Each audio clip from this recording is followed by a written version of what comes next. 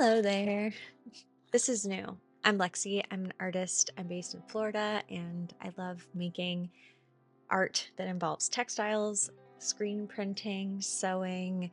I'm into quilting, all sorts of different types of mediums. And today I wanted to share with you 4 kind of like tech items that I use in my creative process that really help to allow me to focus on the parts of my process I really enjoy and speed up and simplify the parts of my process that I just don't really like as much. Process is a really big part of my creative practice. It's the center focus of all that I do. So if I'm not enjoying the process of something, that means I need to find a different solution. So here are some of the solutions I found over the years, and hopefully you get something good out of one or all of these recommendations.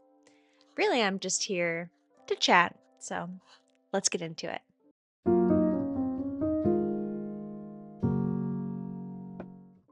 The first product I'm going to recommend today is a digital projector. And the reason that you're not seeing it here on the table is because it is up on the ceiling of my studio. So artists will typically use digital projectors to cast an image onto a wall, floor, or other type of cutting surface.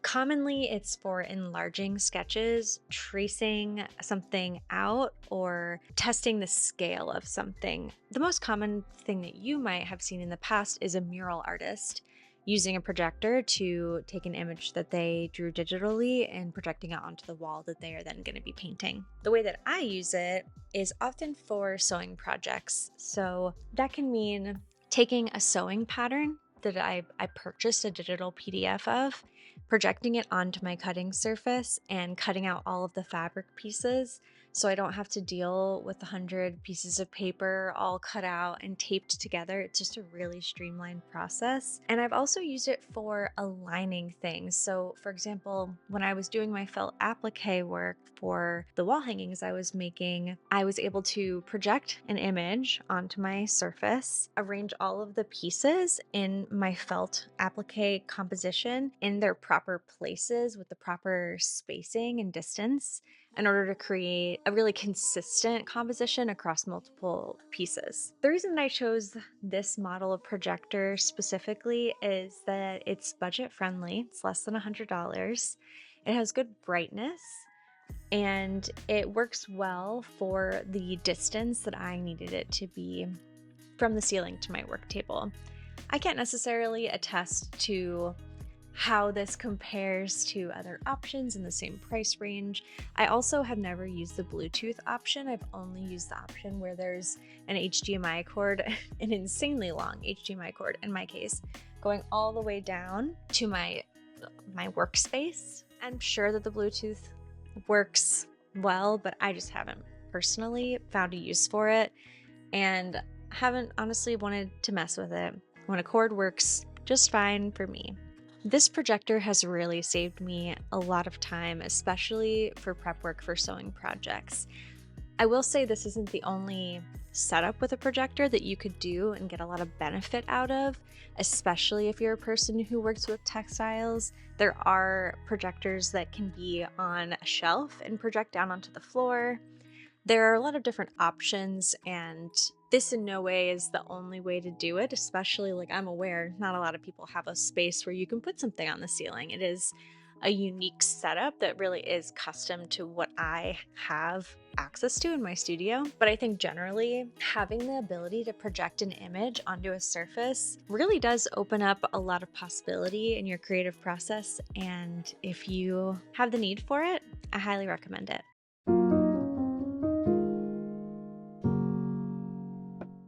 The next product I want to talk to you about today is my cutting machine. It is a machine that has the ability to cut all sorts of different fabrics, and it functions almost like a printer.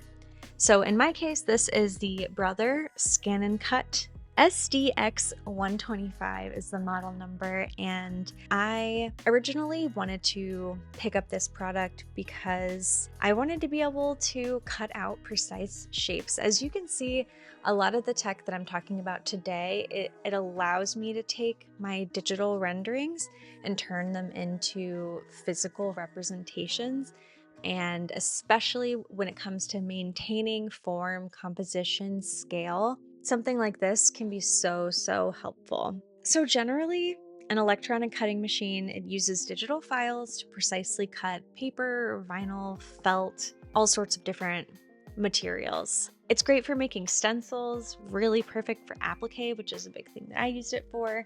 You can also use it for your quilting process as well. There is a lot that's possible here.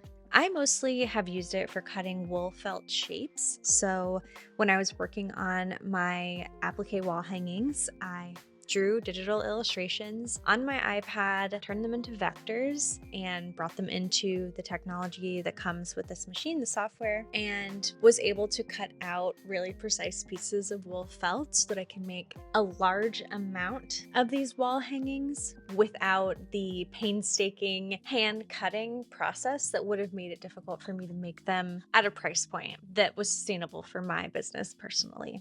There's also an amazing feature on this. The reason it's called a ScanNCut is that there is a scanner inside this machine. So you could take a piece of fabric, lay it onto one of the sheets that the machine uses to cut on top of, and send it through the machine, and it'll scan whatever the fabric shape is that you put onto there. So what you can then do is arrange the shapes of your objects over top of the fabric and use every inch of fabric available rather than needing a fresh piece of fabric for every single time you cut. Having the ability to scan what you currently have and maximize the space it's just so valuable to me. It's a more sustainable practice. It leads to less textile waste.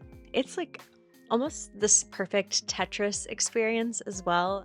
In terms of getting this product or something like it, I will say there's definitely a learning curve, especially if you don't have experience working with vector files, SVGs. If you have some graphic design experience, then it'll be a little bit easier for you. But thankfully, there's so much educational content online. It gets it very streamlined once you become familiar with all the different elements that are involved with creating the files, taking them here, and then what it requires to make something that you're going to cut out, what the machine can and can't do. You really just have to learn the limitations, and that just takes time. But I find that it's very reliable once you get the hang of it, and that it's very high capacity, very flexible. There's just so much that I could do with this beyond what I originally purchased it for, and that is why I felt comfortable investing in this specific model rather than getting something smaller or something that didn't exactly have that growth ability. I have, as you can see, a Brother sewing machine, so I trusted the Brother brand, and after seeing some examples of what was possible with this machine, it was an easy buy for me. Who is this good for? I mean, it's good for artists who work with textiles, printmaking, packaging. If you need to cut out complicated shapes often, maybe you're making small mock-ups for something. I'd say it's good for someone who truly has a need for a cutting machine, but not everyone needs something this robust.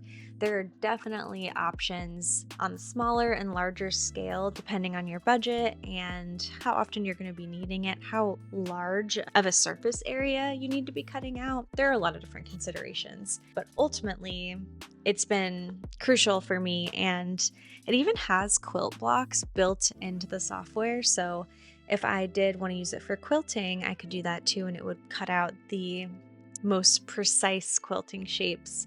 You can even add seam allowance. It's nuts. It's crazy. I highly recommend it.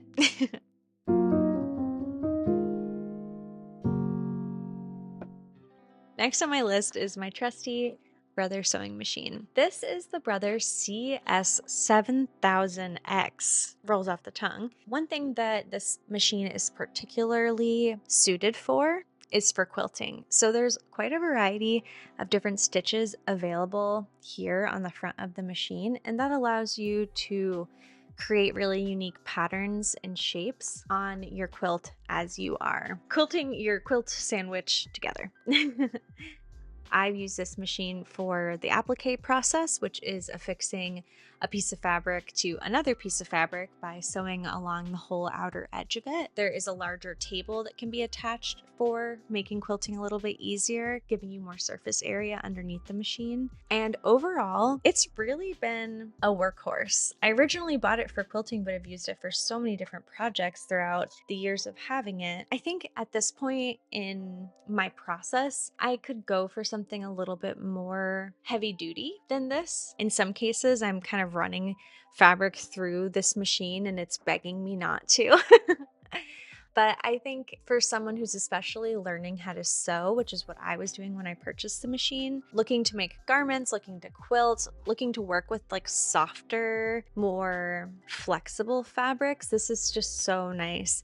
Once you start getting into these like really thicker fabrics that really need more elbow grease used against them, in my experience, that's when I feel that it makes more sense for me to have something a little bit more heavy duty. Eventually, I'll get there, but for now, I'm hanging out with my amazing machine. We've been hanging out for a couple of years now. It's been withstanding the test of time, and I'll keep using it until it's time to upgrade. In terms of like the cost and like the value of this machine, I found it to be really affordable when I was shopping for it. I will put the current price on the screen so you can see it.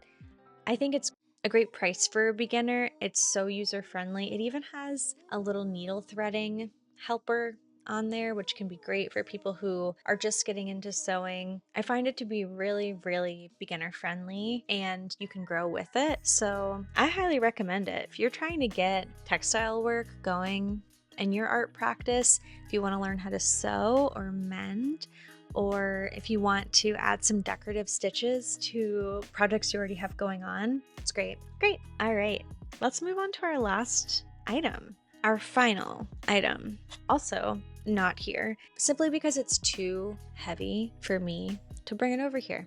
I'll show you in a different way.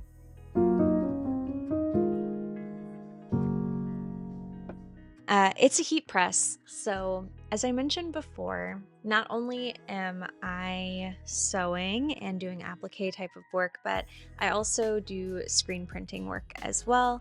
That can be screen printing on paper, on fabric, and a heat press is a great companion piece to a screen printing studio. In a typical setting, you would use a heat press to cure the ink on the fabric. Certain inks require a certain temperature to like fully cure in fabric. And you may be able to get away with using a heat gun and a regular iron, but in terms of printing in larger quantities and really trying to get some consistency in the final result, something like a heat press is so valuable because you can really ensure whatever you printed on is actually going to maintain that quality once it gets thrown into the washing machine. I've also used it to affix iron-on adhesive to fabric, which has been really helpful in speeding up that process and having that be a more evenly pressed design. I also used it for flattening paper. When I had greeting cards that I wanted to like really press super flat, I used it for that. There is a lot more I'm sure that you can do with it. Vinyl transfer, those types of things as well. But for now, this has mainly served me in my screen printing and applique process, and it's great. I'm grateful to have access to it. Really, it just has helped for me for scaling up my production. I've had really positive experience with the one that I have.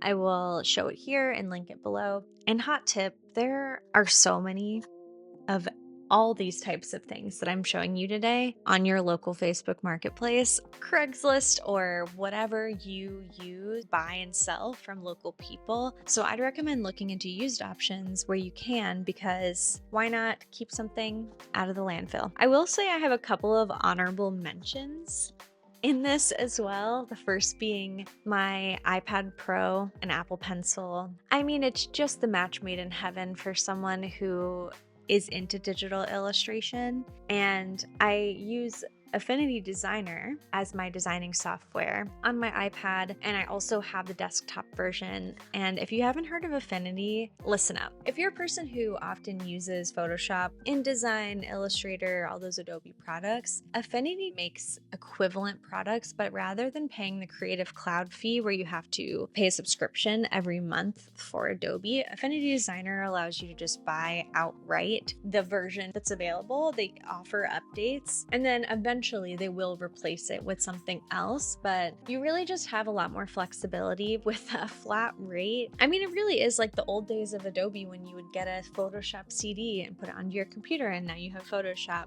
I highly recommend like a free trial or giving it a try if you do use Adobe products often, or if you use them just enough to where you're not sure if it is worth it for you to pay monthly. It's been a great discovery. So those are my honorable mentions for you. I'm just so grateful for not only to have this studio space where I can store all of the tools like this and really get the most use out of them and organize them in a way that makes it really seamless and friction-free to use them, but that I have focused enough on each process as I've been working on all sorts of different projects to say, okay, I actually don't want to do this part of the process, but this is an important thing to me. So how can I find a solution that works alongside what I'm doing? It doesn't take away the things that I like to do and that I get to do as the artist, but it just sort of outsources pieces of the process that have previously felt kind of clunky or have felt like a waste of time when I'm considering making something as a product versus, making something for myself where the time doesn't really matter as much. I want to use it to like bolster my creative process without having it take over. It's just a part of the streamlined thing, and I'm really, really grateful to be able to have all these special tools. I would love to know if there are tools that you have in your creative space that have similarly impacted you in your processes. I'm so curious to hear what those might be. If you're curious about any of these, feel free to leave any questions in the comments below. I did link all of them, their affiliate links. So if you do go on to make a purchase, I do make a small commission, but that doesn't change the amount that you pay for the product. And with that, thanks for being here. I deeply appreciate your time and attention and curiosity. I look forward to seeing you again here very soon. Bye.